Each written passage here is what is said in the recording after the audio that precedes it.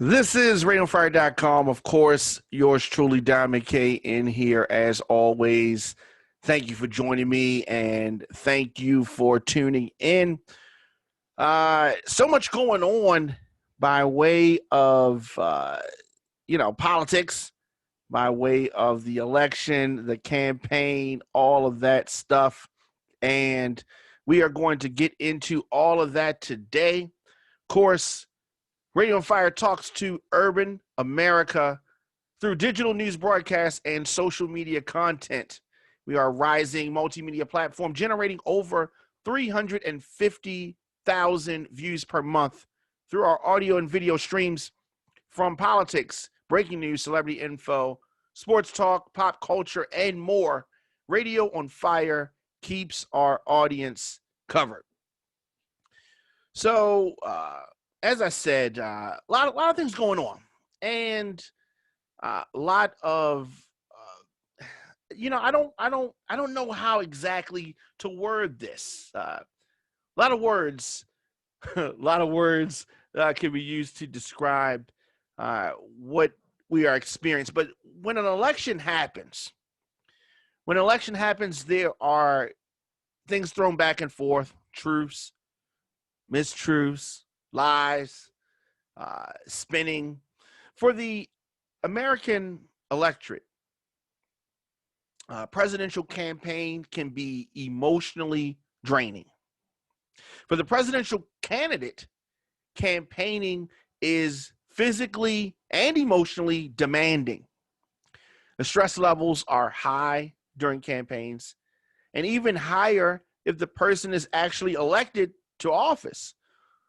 The position of president will change people forever. If you look at President Obama when he first was elected versus when he left office, there is a significant difference. And that's just the nature of the job.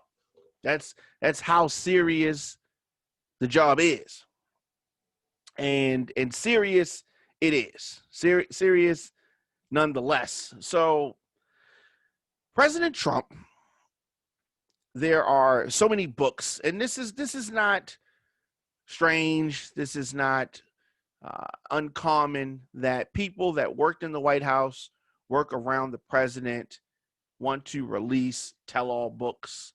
So this kind of stuff is to be expected, right?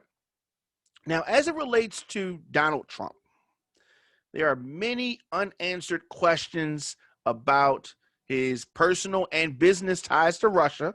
This we know. Whether or not he was compromised and whether that was a threat or is a threat to national security. Supposedly, the Mueller investigation was supposed to find out some of these things. They did not. They did not report any ties. They did not look. Now, in a new book, Michael Schmidt reveals that the Justice Department secretly took steps to, what's the word I would, curtail? Curtail the investigation into Trump's personal, long-standing, and personal and business ties to Russia. They did their best to throw things out of whack to protect the president. And why do you do that? You do things like that when there is something to hide, when there's something to protect. That's when you do it. And that is the situation that the president found himself in. All right. That's the situation that the president found himself in. So the Justice Department, they're just running interference for Trump. And this is something that we've known. But in his new book, this is the book of Michael Schmidt from the New York Times. He has this book. So he's had a lot of tips. He's broken a lot of stories. But his new book is called Donald Trump v. the United States, inside the struggle to stop a president. Now, what is the struggle? What is the struggle? I mean, struggle is struggle. You know what struggle means, right? Struggle is struggle. Now, and I said that Schmidt has broken many major stories. He's connected in the inner circles of Washington. So the new book that he has is based on, over 1,000 documents from across the federal government that had never been made public before. So we're finding out new things that we did not know before. And when we're finding this out, 60 days before the election. So you want to make sure that your selection is well informed, right? You need to check out this book. And it is something that the Trump presidency is something that people are going to look back at, and they are going to analyze it. When they talk about back in 2017, when the Trump investigation began, when they talk about his presidency, I think that the first thing that they're going to look at is Trump firing Comey. That is what really started a lot of the hassles that he had to deal with, right? So as I said, there's so many things in it that are surprising. Before, and I want to talk about the health of the president, but before we get there, the thing that baffled me the most about this book, what was revealed, you had all these investigations that were done by all these agencies. They're supposed Mueller was supposed to find this out, Congress, all these investigations, right? Nobody investigated the most serious and basic thing, which is Trump's ties, his personal ties to Russia. This agency didn't do it because they thought this agency didn't do it. This agency, and you have all of these people working against the American people because the American people need, deserve, want the truth. And the truth is the enemy of Trump and people that support Trump. An altered truth. Rewriting the truth as you see it, right? The truth is the truth. And that is something that Trump's behavior does not allow to come forward. And anybody that's working for the Trump, if they're worth their weight in Skittles, they're going to try to protect him. And the only way you can protect someone like him is by hiding the truth. So we have all these investigations. People are expecting Mueller to come up with some stuff, right? We had this investigation, and they were never investigating what people thought they were investigating.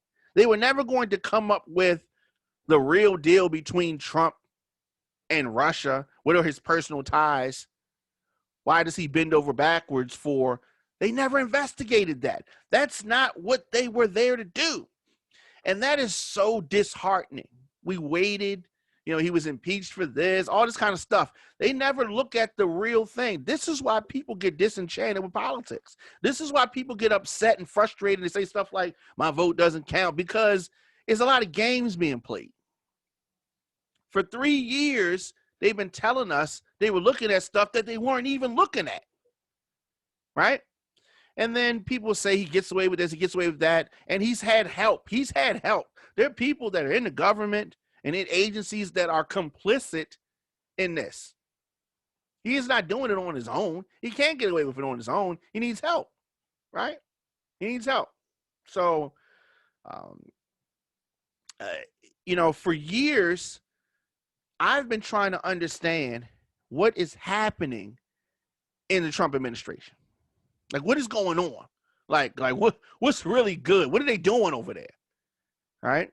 And the Senate Intelligence Committee, They released a report, and this is a Republican-led committee, and they put out a report, and the report raised more questions than it actually gave answers, right?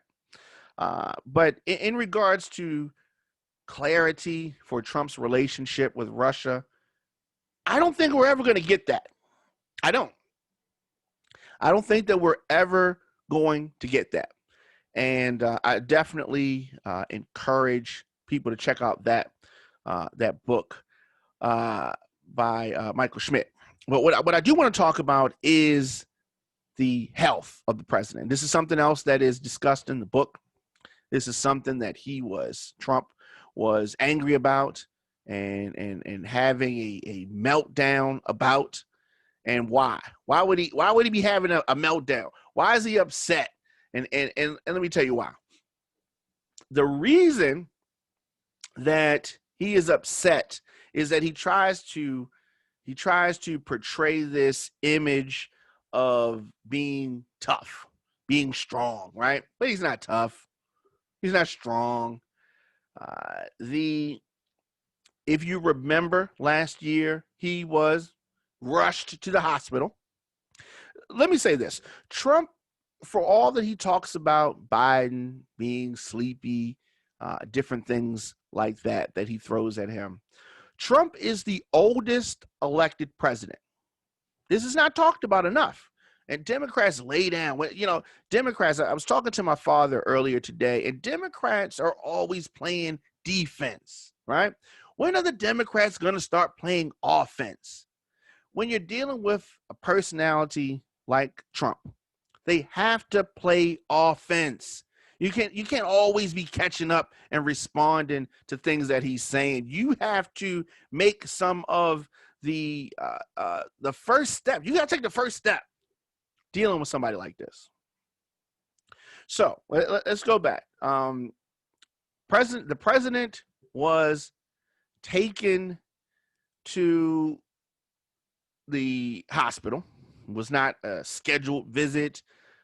And if you follow the president yesterday, he starts going off and spinning out of control, claiming that he did not have a stroke, right? No one reported that he had a stroke. No one reported that. No reporters. I mean, people may have said that online, but there were no reports about him having a stroke. There was none, right? But he started talking about that. And yesterday he said, here's one of his tweets. He said that it never ends. Now they are trying to say that your favorite president, me, went to Walter Reed Medical Center having suffered a series of mini strokes. Never happened to this candidate. Fake news. Perhaps they're referring to another candidate from another party. And what's so strange about that is that, you know how you have someone and they're say they're walking in a store. Say you work in the store. They're shopping and they have their hands behind their back. And, as someone who works in the store, you're walking, you're just walking around the store, just kind of looking at the patrons. And if the person with their hands behind their back just comes to you and says, "Yep, no candy in my pocket. I didn't take any candy. I didn't steal anything." And you're looking like, no one said you stole anything. Like, where is this coming from? Right? That's what the president's doing, right? No one said that he had a stroke. We only talked about the actual things, which is that he went to Walter Reed on an unscheduled visit. And he was not in public for 3 or 4 days after that. That's all. These are facts, right? But Trump was actually reacting from a former press secretary for Bill Clinton and an analyst on CNN, right? And Trump's trying to get the guy fired for things that he thinks are being said. But The president then gets his doctor to come out and say some things. You want him to deny that the president had a stroke. So the president didn't have a stroke. You want to call it something else. He clearly went to the hospital for an unscheduled visit late last year. And the vice president, according to the book and according to reports, was told to be on standby in case he needed to take over. Now, of course, when Pence is asked about this, he says, listen to this response. He says that he does not recall ever being told that. Isn't that an interesting response? Yeah. Did someone tell you that you need to be prepared to take over if the president is incapacitated? I don't recall being told that. You would just say no, right? But he doesn't want to say no because that would be a lie. And he doesn't want to be held to that. So he says, I don't recall. But this is the kind of stuff that, unfortunately, Americans have to deal with when it comes to this president. A whole bunch of smoke screens and all of the talk about and Trump's tweets about him not having a stroke and about it. Definitely didn't have a mini stroke. All of this talk about strokes has sparked more speculation as to his health, the president's health at all. So, is he well enough? As I told you at the beginning of the program, that the presidency takes a major effect on people. It's not a joke. It's something that is a stressful job, and Americans need to know whether or not Trump, the oldest president ever elected, is healthy enough to remain president and to be president. Is he healthy enough? I think that is an important question. They've done all this talk about Joe Biden, who seems to be fine. He's putting out videos with him running and lifting weights and doing some things that Trump would never do. Trump does all this golfing. He can't play golf good. I mean, he's not good. All the playing that he does, he can't really play, right? He doesn't do anything. He eats a lot of crap. And being Donald Trump has got to be the loneliest job, right? All these people around you going to jail, can't trust them. Sister doesn't like you. Brother allegedly died of coronavirus.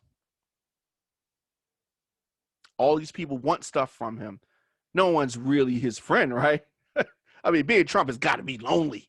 It's got to be lonely. Definitely lonely job. But is the president healthy? Is the president more healthy than Joe Biden? Is he? I don't know.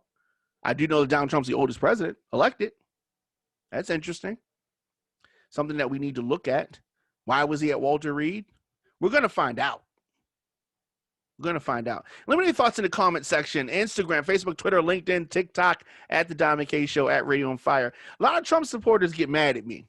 And I understand, because Trump's your guy, right? So they get mad at me and they say stuff. And it's fine. And I enjoy talking to them. I enjoy hearing their perspectives. I don't agree with it. We are entitled to our own opinions. But like I said, I love talking to people who don't agree with me. But at the end of the day, I think we do agree on the fact that we love the country and we want the best for the country. If Trump was the best for this country, I would say it, but that's just not the case. He's not what's best for the country. I think that it is obvious when you look at the way he's handled so many things. The way that he's like a pirate pillaging the government. Trump, I'm talking about. He's a pirate. And his kids, his minions, his sheeple, all this stuff. It's a disgrace. It's a damn disgrace. Moving on, the Preakness in Baltimore, the Preakness will be held without fans. I mean, you got a lot of sports that are playing without fans, right? Most, all, right? With fans at home. What the NBA is doing, I like. What the NBA is doing, I like. But the Preakness delayed until October the 3rd as a result of coronavirus, the Trump virus, but it is going to proceed without fans in attendance.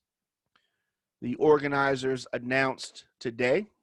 Stronach Group and the Maryland Jockey Club have been working very closely trying to figure out how they're going to do this. Horse race without people. Very interesting.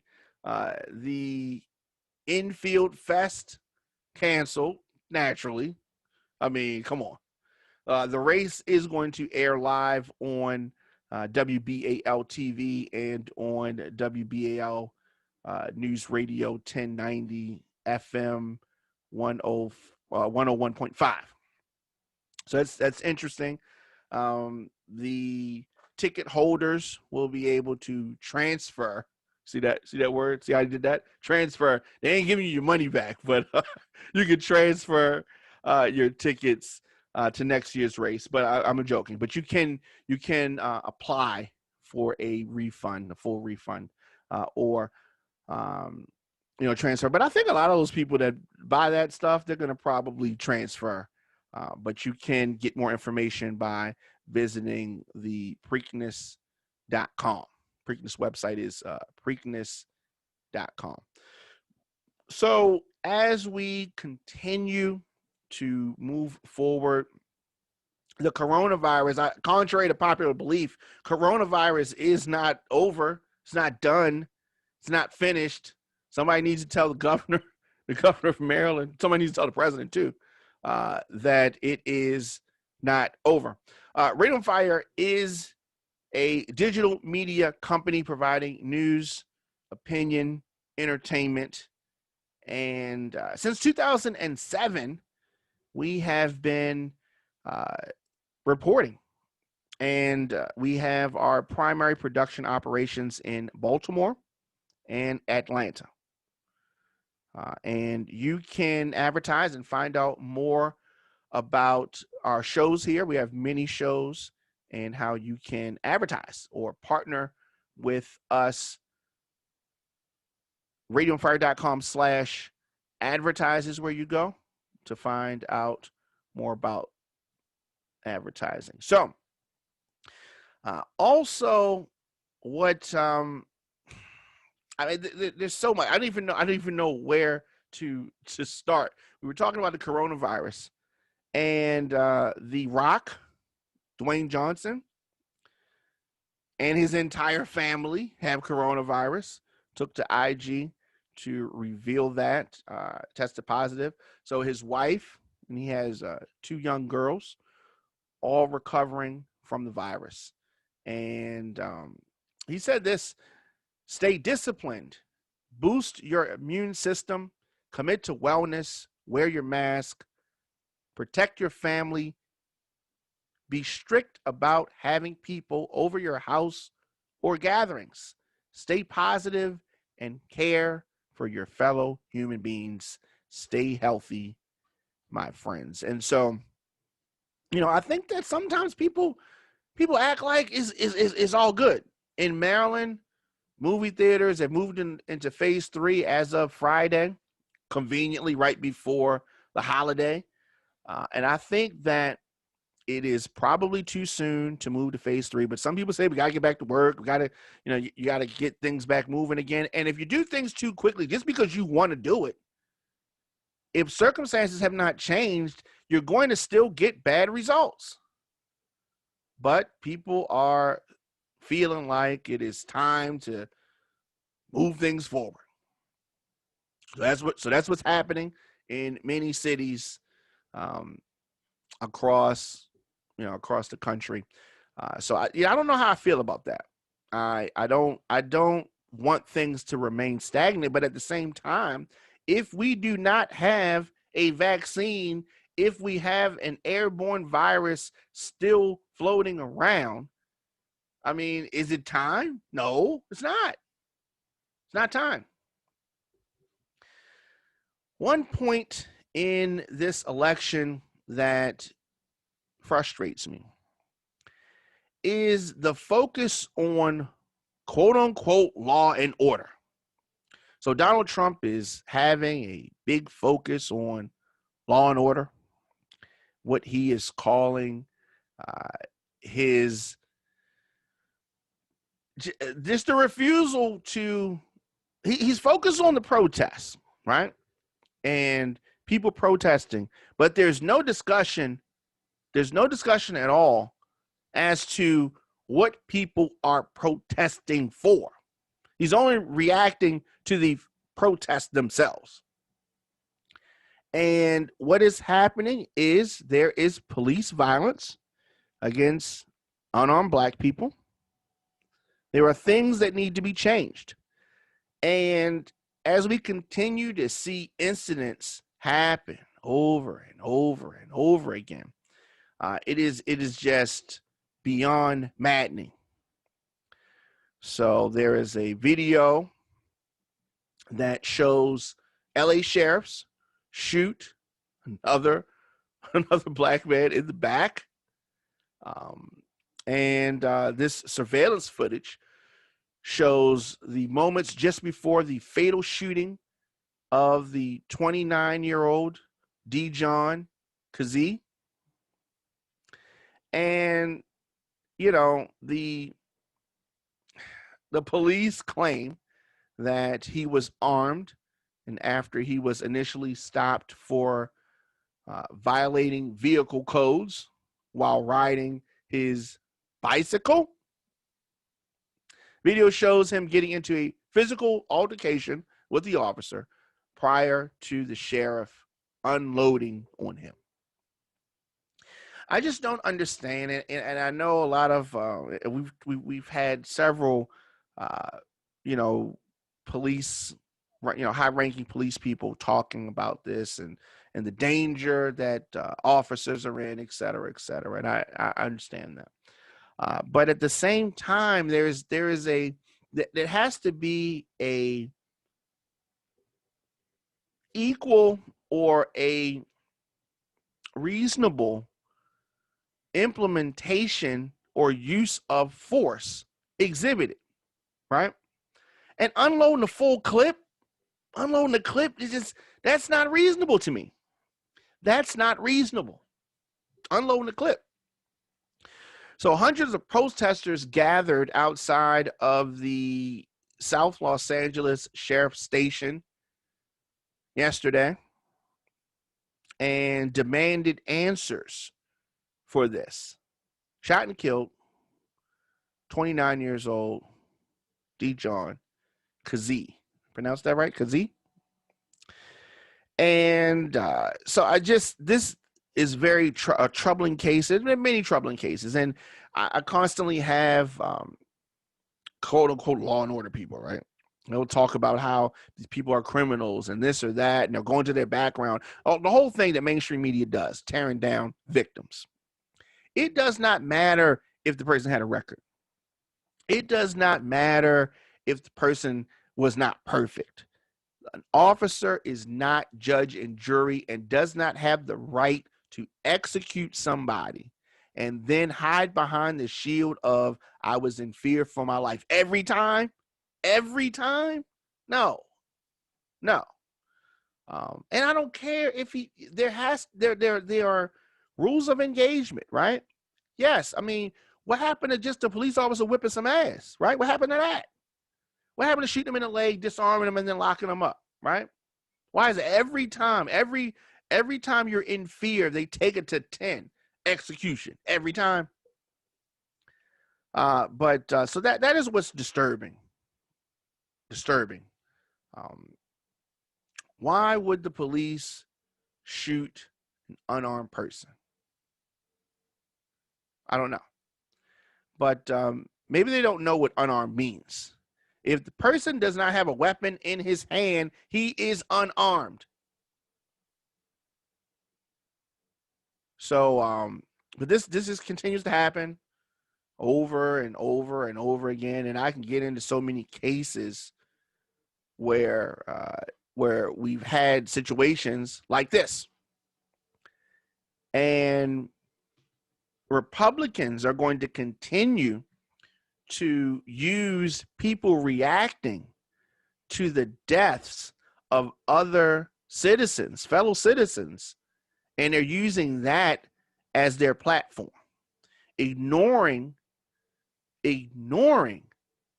how bungled the response to coronavirus has been, which is still going on. Numbers still climbing, people still passing away from this, and there's never been a national strategy announced, implemented.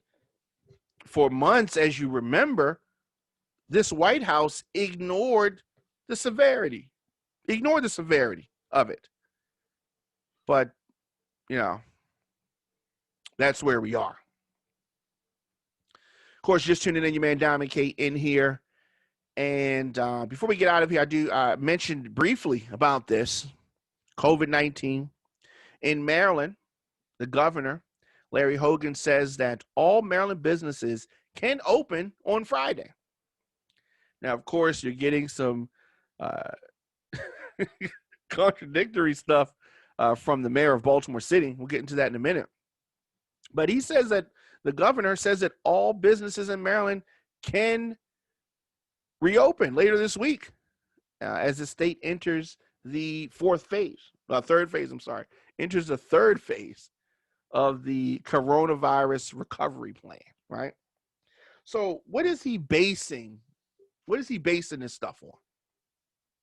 And what does that mean to people? People may be confused. What does that mean?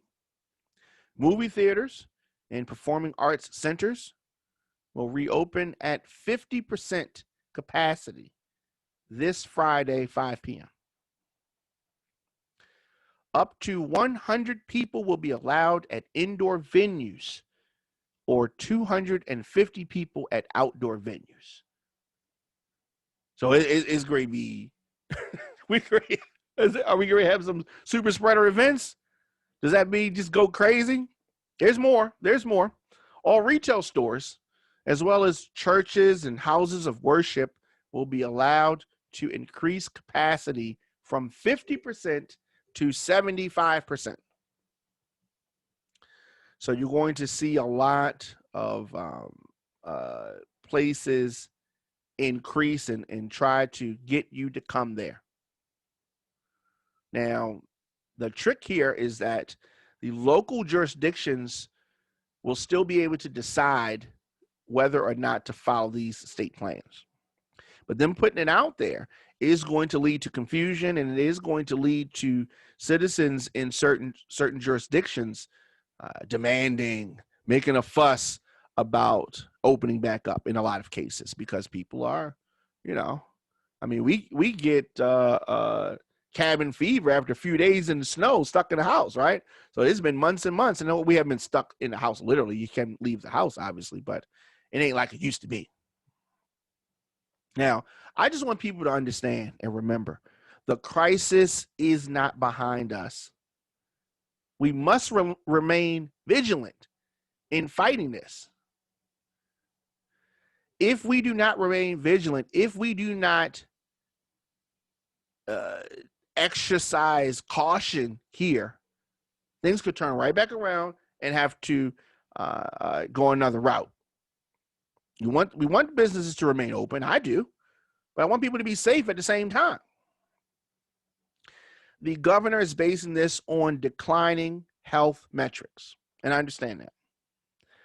The state positivity rate is 3.39% as of today, and the rate has been under 5% for almost 70 days. And I understand that, and we have had some good showing, but I think it's a little too soon to roll out things the way that they are. But maybe I'm wrong. Prove me wrong. Prove me wrong, Maryland. I just think it's too soon. But I understand that people are antsy, and I understand that people. We got an election coming up. What kind of effect is the election? A lot of people are going to vote in person. What kind of effect is that going to have? for my suggestion is that people vote absentee, but a lot of people don't trust that, and they want to vote. Now, what does that mean? Absentee. Absentee means that you're requesting a ballot and you're going to send it in at a certain period of time. All right. Now, that's, I think, is the best way to do. That's what I'm hoping that my parents do. Right. They are in a sensitive generation as far as age. Right. They're in that 60 range, and I want them to do that, and I encourage them to do that. And I hope that they're going to do that. A lot of people are going to vote in person. A lot of people are going to be standing in line for a long period of time, and we don't want something like the election to push things back, right? But we're going to be talking about this, and we're going to have some candidates on the program talking about their platforms and the such in the days and weeks to come. But as always, your man Don McKay, I am here, 7 p.m., radioonfire.com/live. You can advertise with us, connect your message with our engaged audience of over 350,000 listeners and viewers per month. radioonfire.com/advertise is where you go to get started. Follow the Don McKay Show on Spotify or your favorite podcast network. New shows, as I said, drop daily. radioonfire.com, thedonmckayshow.com. You can always support the program via Cash App, $ DJ Don McKay. And of course, your donations help us continue to do what we do here on the program, and that is to bring you independent news, progressive opinion on politics, social issues, and entertainment. For booking or media request, djdonmckay@gmail.com is where you go. And until next time, if you can see it, then you can be it. It is all about having a vision. Thank you for tuning in and watching and listening. I will see you guys tomorrow.